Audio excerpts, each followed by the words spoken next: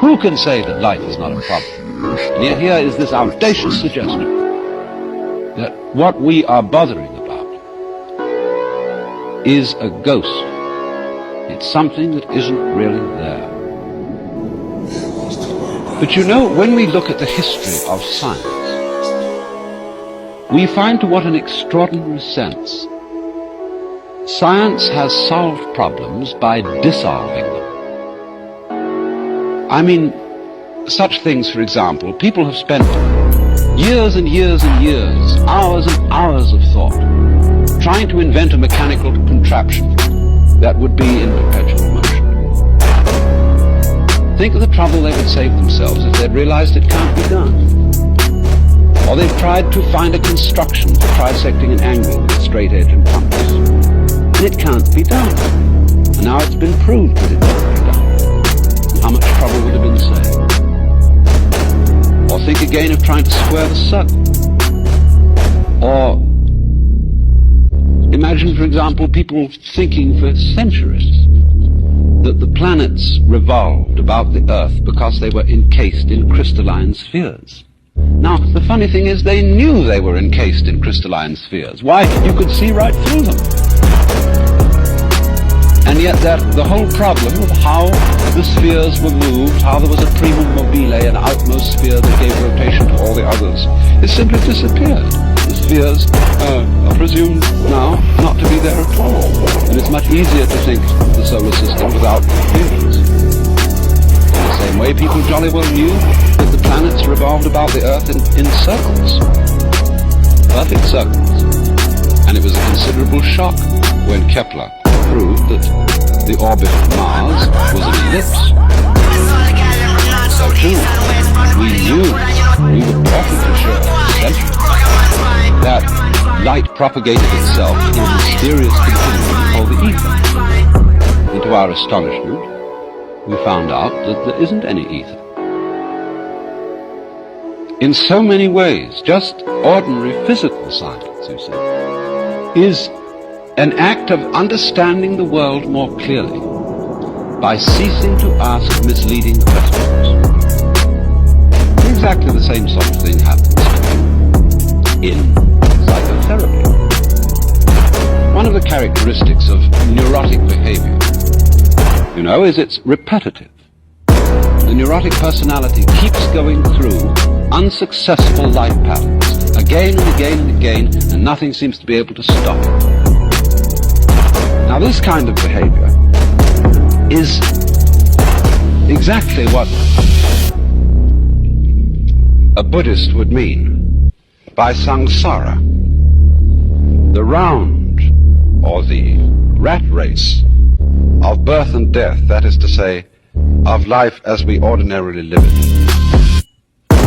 Because it is a round, it is a vicious circle, for the reason that we keep trying to solve problems that are not simply overwhelmingly difficult, but problems that are not problems at all. They only look like problems. And so when we tackle, you see, impossible questions, for a simple example, if you really think it means something to ask why is a mouse when it spins, and then try and find out, it'll never make any sense till the cows come home.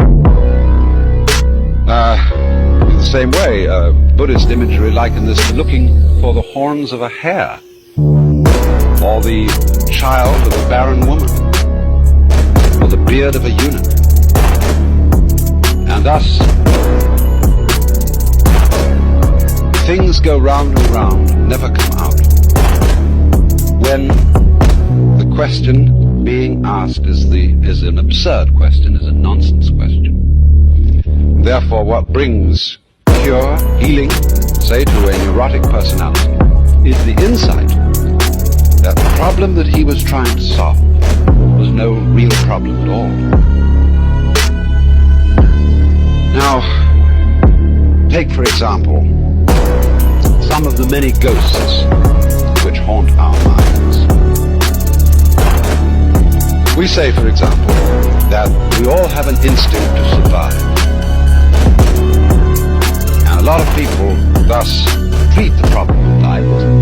I to survive. And one might almost be a little cautious about relieving people of this problem, lest they should lose the impetus to go on doing their work. But that also, impetus to go on doing your work, is another ghost. We think we are driven, you see. We think that what we do has these mysterious things behind it.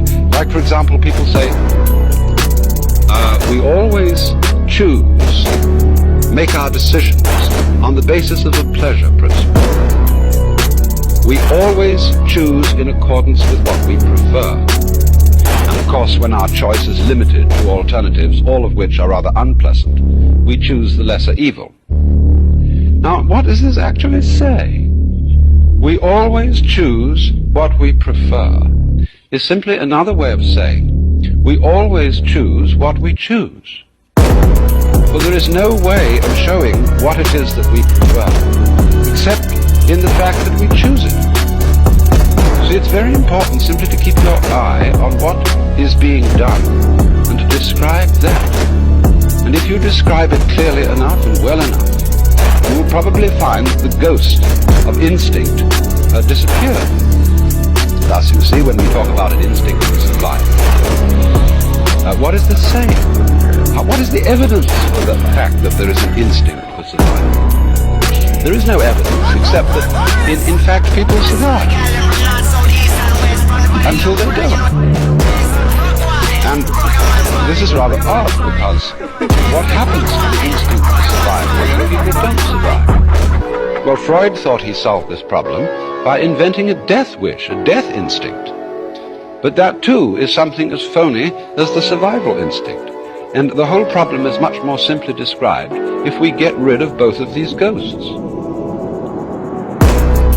So, in this way, we find that when we try to explain some kind of behavior, some kind of activity, by supposing that there is a motivating force